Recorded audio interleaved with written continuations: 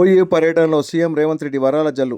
తెలంగాణ చరిత్రకు సజీవ సాక్ష్యమైన ఉస్మానియా యూనివర్సిటీని ప్రపంచంలోనే ఒక అద్భుతమైన విద్యాలయంగా తీర్చిదిద్దాలని తెలంగాణ ప్రభుత్వం ముఖ్యమంత్రి గారు సంకల్పం తీసుకున్నారు.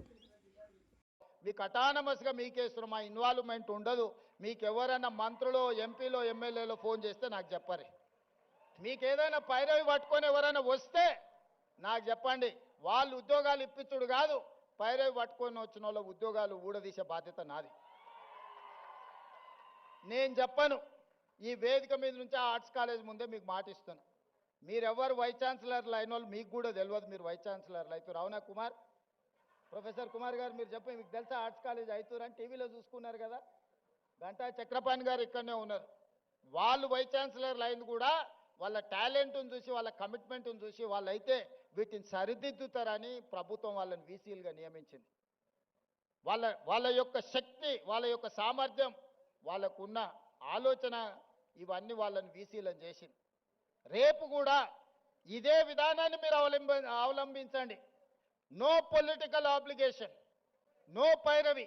ఎవరిని కూడా ఎంత వారున్నా కూర్చోబెట్టి కాఫీ ఇప్పించండి. మా ఎంపీలో, ఎమ్మెల్యేలో, మంత్రులు వస్తే మర్యాద ఇవ్వండి. మర్యాదలో లోపం చేయకండి. ఛాయ్ తాగిపించండి, మధ్యాహ్నం వస్తే ఇంత భోజనం పెట్టండి. కానీ ఓ టీచర్ ఉద్యోగం మాత్రం ఇవ్వకండి. ఒక టీచర్ ఉద్యోగం పైరవికారుడికి ఇస్తే రాబోయే 35 ఏళ్ళు 8,000 మంది పిల్లల భవిష్యత్తు వాళ్ళు చెడగొడతారా? ఆ అధికారం మీకు లేదు, నాకు లేదు. పిల్లల జీవితాలతో చెలగాటమాడే అధికారం మీకు లేదు, నాకు లేదు.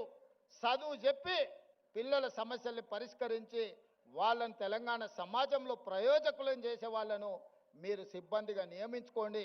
మీకు కావాల్సిన సహకారాన్ని అందించే బాధ్యత నాది. ఈ ఉస్మానియా యూనివర్సిటీ తెలంగాణకు గుండెకాయ. గుండెకు జబ్బు వస్తే మనిషి పోతాడు. తెలంగాణలో కూడా ఉస్మానియా యూనివర్సిటీకి సమస్య వస్తే ఆ తెలంగాణ సమాజానికే తీరని నష్టం తీసుకొస్తుంది. తప్పకుండా ఈ ఉస్మానియా యూనివర్సిటీ వేదికగా మా ప్రభుత్వం వైపు నుంచి మీకు చెప్పదలుచుకున్న, మీకు స్వేచ్ఛ ఉంది, సామాజిక న్యాయం జరుగుతుంది, సమానమైన అవకాశాలు ఇస్తాం.